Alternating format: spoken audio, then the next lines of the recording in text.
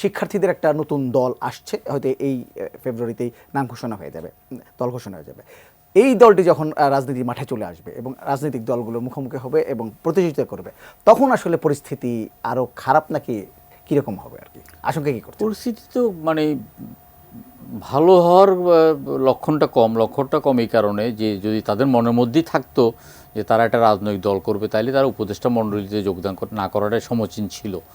এখন উপদেষ্টা মণ্ডলী থেকে বেরিয়ে এসে রাজনৈতিক দলটা করতে গিয়ে আমরা এমনি যে জিনিসটার সমস্যাটা মোকাবিলা করছি সেটা হলো যে দেখুন, আমার নিজের উপজেলার রামগঞ্জে আমরা বৈষম্য বিরোধী ছাত্র আন্দোলন গড়ে তুলতে পারিনি, কারণ সেখানে আসলে আওয়ামী লীগের অত্যাচারটা এত বেশি ছিল। শেষের দিকে আমরা কিছু ছাত্রদেরকে আমরা নামিয়ে আমরা যখন মিছিল করছিলাম তখন কিন্তু আওয়ামী লীগ একদম বেধড় মারপিট করেছে এবং পিটিয়েছে। তো এখন সমন্বয়ক কেউ ছিল না, এবং জেলা থেকে যেসব কলেজের সমন্বয়কদের নাম দিয়েছে, আমার রামগঞ্জে কোনো সমন্বয়ক ছিল না। এখন ভাই ইউনিয়ন পরিষদে যাওয়া যায় না। ইউনিয়ন পরিষদে যদি 1 টন চাল আসে তাহলে অর্ধেক সমন্বয়কদেরকে দিয়ে ফেলতে হবে, 10টা কম্বল আসলে 5টা কম্বল দিয়ে ফেলতে হবে, 10টা টিউবওয়েল আসলে দিয়ে ফেলতে হবে।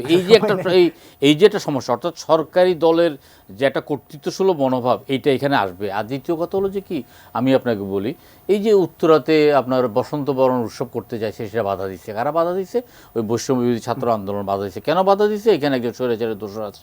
একনল হ্যান্ড ওয়াশ 100% প্যারাবেন ফ্রি, তাই নিরাপদ হাতের জন্য আস্থা রাখুন একনলে।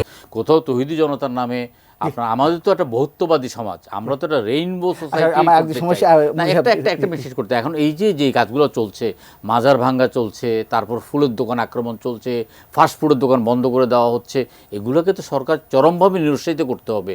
এবং এদের পিছনে ছাত্রদের একটা আপনার সমর্থন আছে বলে অনেকে মনে করে, তাদেরকে ক্লিয়ার করতে হবে। 30 সেকেন্ডে যদি শেষ করে দেন। না, প্রথম কথা হচ্ছে যে নতুন রাজনৈতিক দল তো দরকার, কারণ আমরা যেহেতু বলছি যে পুরানো রাজনৈতিক বন্দোবস্ত দিয়ে কাজ হচ্ছে না। এবং আমরা দেখেছি যে দেখবেন আপনি এই যে বিএনপি জামাত এখন যে দ্বন্দ্বে জড়িয়ে গেছে না, কিন্তু 91 সালের জায়গায় চলে গেছে তারা, আবার 91 সালেও একই অবস্থা হয়েছিল। তো যেটা হচ্ছে এখন কথা হচ্ছে এই যে ছাত্ররা, যেটা সেলিম ভাই বললেন যে নানা রকমের অভিযোগ, নানা রকমের শঙ্কা, নানা রকমের দ্বন্দ্ব, এটাই রাজনীতির পথ। এই দ্বন্দ্ব সংঘাতের মধ্যে দিয়ে তারা যদি একটা জায়গায় এসে দাঁড়াতে পারে তাহলে মানুষের আশাটা। ধন্যবাদ।